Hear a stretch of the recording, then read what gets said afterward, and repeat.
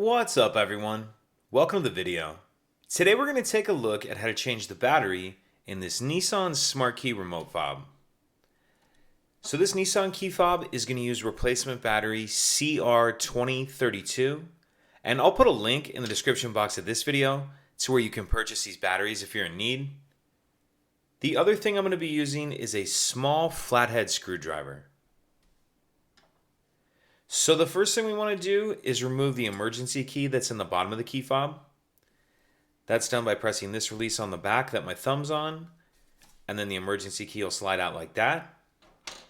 Now if we grab our flathead screwdriver and we take a look at the bottom of the fob, we're going to see there's two small notches, one right here and another one right here.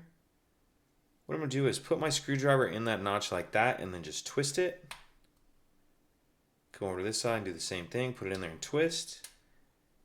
As you can see, this shell has started to come apart a little bit. I'm just going to take my screwdriver and just kind of carefully work it around in that crack. Just take your time, go nice and slow. Then when you get it far enough apart, you can just pull the two halves apart like that. And in the back half of the shell, we see our battery right here. Get your screwdriver in there, and there's a little cutout in that plastic holder that you can get your screwdriver under the battery and get it out of that holder. Now we'll grab our new battery, and we want to make sure that we're installing that with the plus side down. Snap that into place like that. Now we can snap the two halves back together.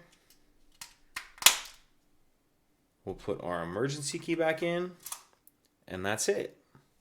If you have any questions, please let me know. If you could take a second to like and subscribe, it helps us out, and I'd appreciate it. Thank you.